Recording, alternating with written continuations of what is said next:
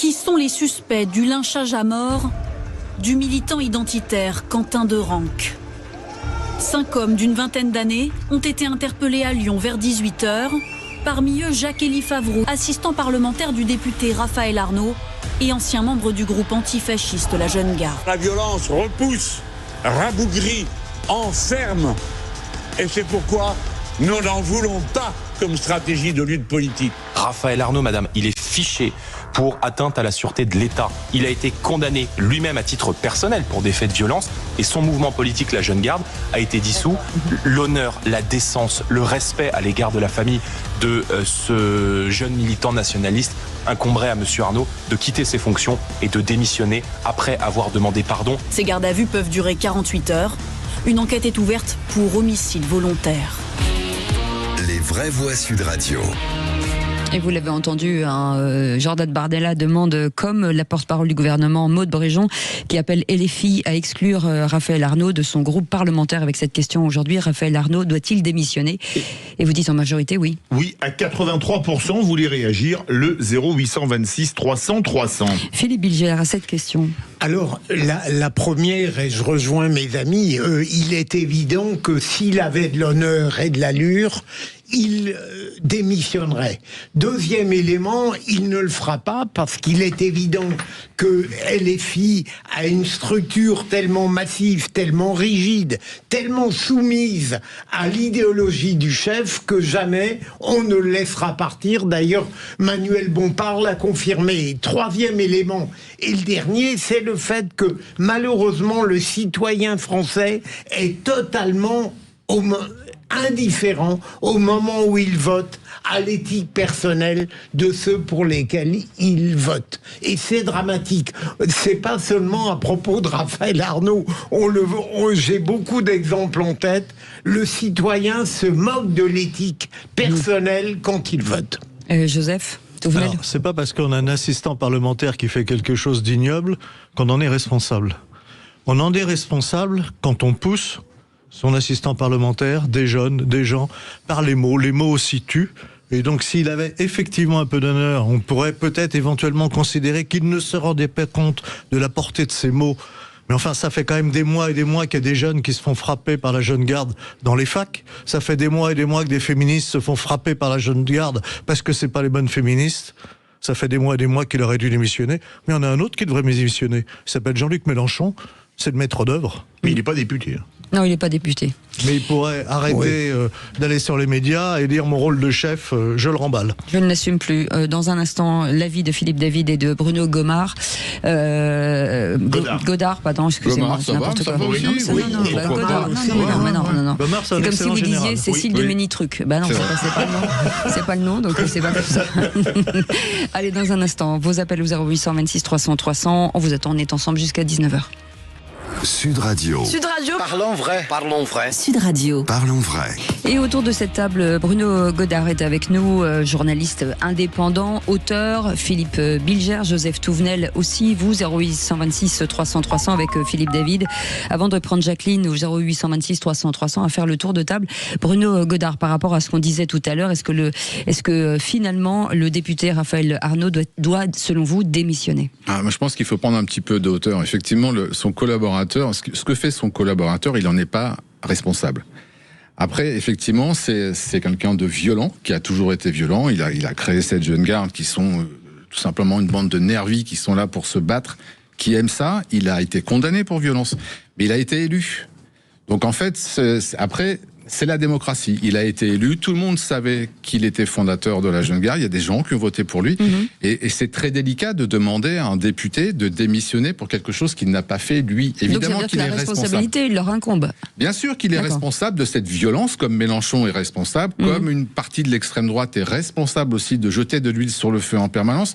En fait, on a un problème aujourd'hui, c'est que le débat politique n'est plus possible. Les gens s'invectivent, et après, dans la rue, ils se battent, et maintenant, ils se tuent. Alors, moi, je crois qu'il n'est pas obligé de démissionner légalement. Alors, vous savez, on parle de l'honneur, mais l'honneur en politique, ça fait belle lurette qu'il est passé pour 99% des politiques par pertes et profits. En revanche, moi, il y a une question qui me taraude, mais qui me taraude vraiment. Le parquet national financier, c'est pas lui qui avait lancé une enquête sur les RN et sur le MoDem pour l'affaire des assistants parlementaires au Parlement européen qui faisaient autre chose que de l'assistanat parlementaire? Alors, comment on va m'expliquer qu'un assistant parlementaire d'un député du Vaucluse, qui devrait être soit dans le Vaucluse, dans la permanence de son député, soit au Palais Bourbon pour travailler sur son député, est à mi-chemin entre les deux à aller faire le nervi et la castagne et même peut-être tuer quelqu'un, selon ce que dira l'enquête, alors qu'il est payé par l'argent du contribuable. Oui, et selon les informations, il pourrait y en avoir deux, un second. Oui, non, mais là, je pense que le parquet national financier devrait lancer une enquête sur les assistants parlementaires de LFI. Parce que si on le fait pour le RN et le MoDem au Parlement européen, il n'y a pas de raison pour qu'on le fasse pas pour LFI à l'Assemblée nationale française. Parce qu'un assistant parlementaire n'est pas payé pour aller travailler à la batte de baseball ou à la barre de fer, non? Ça fait pas partie de ses outils de travail. Je trouve que on a le temps. Allez-y. Ensuite, on prend c'est un peu discutable, Philippe, votre point de vue. Ça fait partie du travail d'un assistant parlementaire? Non, mais imaginons que ce même assistant ait participé à la manif contre l'antisémitisme. On ne lui aurait jamais reproché. Excusez-moi, c'était un dimanche, pas pendant les heures de travail. Il n'y a pas eu une bagarre, je le sais, j'y étais. C'est un peu dangereux. Non, attendez, entre aller manifester et aller castagner, c'est pas la même chose. Allez, 0826 300 300, Jacqueline est avec nous de Paris. Bonsoir, Jacqueline. Oui, bonsoir à tous. Bonsoir. Écoutez, la question des assistants parlementaires, on va un peu la laisser de côté, parce qu'il me semble qu'il devrait y avoir un certain nombre de contrôles de fait depuis très longtemps. Il y en a un qui en a fait les frais. Donc voilà, ça je vais laisser de côté. En revanche, il me semble que le député devrait se mettre en retrait de lui-même en attendant que les choses soient clarifiées. Et je dois dire que j'en ai un petit peu assez de ce mouvement de balancier entre les violences à l'extrême gauche et à l'extrême droite qu'on utilise à bon escient. Il est scandaleux, effectivement, qu'un homme ait été tué dans ces conditions. C'est scandaleux. Je ne sais plus où on est tombé. Mais ça, c'est pas ça. Là, ce serait l'extrême gauche qui serait aux manœuvres. J'ai entendu plusieurs versions. Enfin, pas versions cette fois-ci, mais enfin plusieurs reportages, je veux dire, sur ce qui se passait à Lyon depuis des années. À une époque, c'était l'extrême droite qui était à la manœuvre. Donc là, il serait quand même sain que l'on pose un petit peu les questions correctement et qu'on n'utilise pas à ce moment, en plus des élections, des élections, soit dans des communes, soit dans un an des élections présidentielles et législatives. C'est toutes ces violences. À mon avis, on va d'abord commencer par mettre tout le monde un petit peu au pas, n'est-ce pas, expliquer que ça se fait pas, que c'est honteux, que ce n'est pas digne de notre peuple, et que maintenant il faut se poser et rétablir le dialogue. En tout cas, je suggérerais à ce député de se mettre en retrait le temps que la vérité soit faite. Voilà. Restez avec nous, Jacqueline. Merci pour votre témoignage. Myriam est avec nous d'Aubagne. Bonsoir, Myriam. Bonsoir. Oui, bonsoir. Bienvenue sur Sud Radio. Quel est votre avis, Myriam ? Alors, moi, j'ai surtout une question à vous poser. D'accord. À vos intervenants, parce qu'il y en a un, je suis désolée, je n'ai pas retenu son nom, qui tout à l'heure a dit que le groupe LFI et son président aux députés n'est pas responsable des actes d'un assistant parlementaire, alors qu'il y a quand même un décès humain. Alors moi, la question que je vous pose, pourquoi, quand il y a juste un problème financier, un responsable de parti à l'autre extrême est responsable de ce que fait son assistant parlementaire? Ah bah là, je peux vous donner la réponse. Parce que ça veut dire que le député, théoriquement, ou le parti a signé le contrat de travail en sachant que le travail ne serait pas celui qui est sur le contrat. Je vous donne la réponse. Ah ben oui, d'accord. Mais ça marche dans tous les cas de figure. Ah non, une mort humaine, il y a quand même une parce que dans un cas, ça se passe dans l'enceinte du Parlement européen, ou si c'était le cas à l'Assemblée nationale ou au Sénat, de l'Assemblée nationale ou du Sénat, là ça n'a rien à voir, c'est un comportement qui est hors du cadre parlementaire.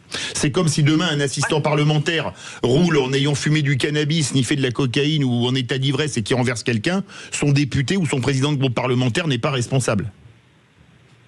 Ben là, il y a quand même une mort d'homme. Ah oui, non, mais je suis d'accord, mais je vous explique. Moi, je vous explique d'un point de vue légal, avec mon point de vue. Mais Philippe Bilger est bien meilleur juriste que moi. Vous avez raison. Je crois que votre réponse est très pertinente. À l'exception de la responsabilité morale. Oui, c'est-à-dire que là, il y a une responsabilité morale, c'est pour ça que c'est l'appel à la démission. Parce que si on reprend l'exemple qui vient d'être donné... Non, mais l'assistant a été écarté. Donc oui, mais la démission du député, parce que les propos qui sont tenus par ce député, les actions de ce député, ceux qui sont tenus par Mélenchon, tous ceux qui nazifient, c'est-à-dire que quand ils nazifient des gens qui ne sont pas nazis, c'est une insulte à tous ceux qui ont souffert du nazisme. Mais il faudrait qu'ils réalisent ça. C'est surtout une cible dans le dos. Bien sûr. Et toutes les milices sont condamnables. Toutes les milices sont condamnées. À une époque, il y avait plus de milices d'extrême droite. Aujourd'hui, je suis désolé, c'est l'extrême gauche qui majoritairement influe dans la tête de jeunes. Le fait d'être milicien, c'est bien. On fait la chasse aux autres. On faisait la chasse aux juifs. Aujourd'hui, on fait la chasse à ceux qui sont contre l'extrême gauche. Dans tous les cas, c'est condamnable. Cécile a dit très justement qu'il avait été suspendu, mais pas par son parti, c'est Yael Braun-Pivet, la présidente de l'Assemblée nationale, qui l'a fait. Donc, est-ce que son parti l'aurait fait ? Il a retiré son badge, mais Raphaël Arnaud l'a suspendu. Oui, mais est-ce que... il était obligé de le faire, sachant que heureusement qu'il Yael Braun-Pivet avait suspendu son badge. Là, il n'avait plus le choix. Surtout qu'il se retrouve en garde à vue, quand même, avec...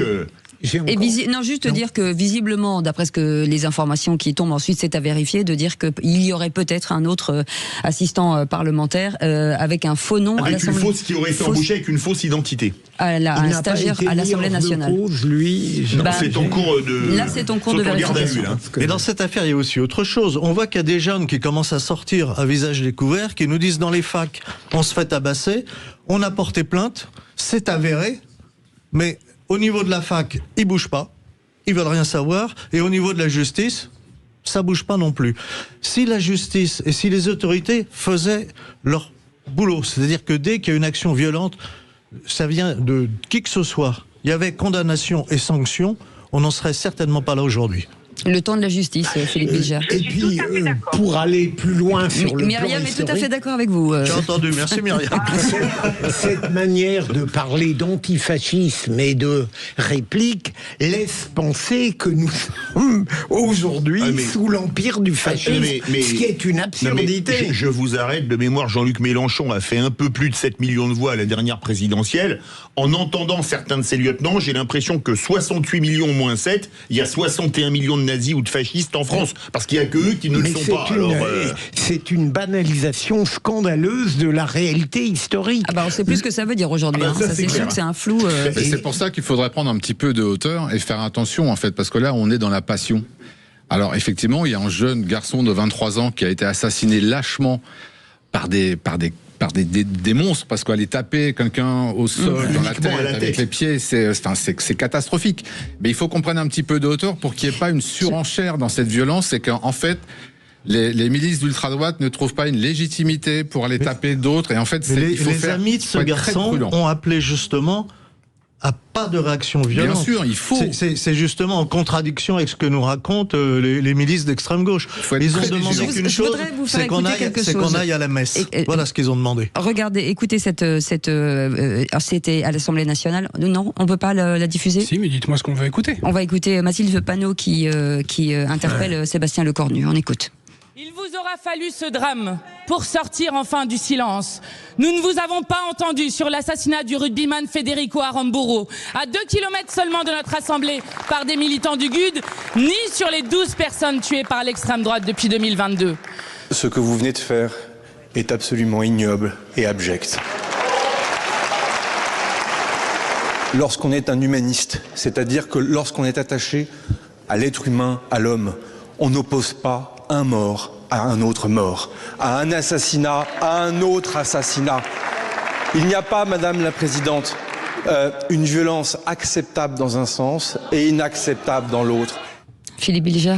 Je trouve qu'il a raison, il a parfaitement répondu, mais par moments j'ai l'impression que chercher à convaincre les filles relève d'une tentative désespérée. Ils sont enfermés dans leur idéologie et rien ne les persuadera d'en changer. C'est quasiment sectaire, et les filles, il y a un gourou, il y a une ligne, et en fait c'est impossible d'en sortir. Donc en fait il faut, parce que ils vont faire ça en permanence, ils vont jeter d'autres morts face à ce mort, ça va être une surenchère permanente. Il faut qu'on prenne de la hauteur, que la loi passe, que les gens qui ont fait ça soient durement sanctionnés et ça va se régler. Mais il faut faire attention parce qu'en fait, il faut pas qu'il y ait une surenchère. Moi, c'est ça qui m'inquiète vraiment. Ça va être compliqué. Et Sébastien Lecornu lui a demandé de faire le ménage chez LFI. En tout cas, vous restez avec nous.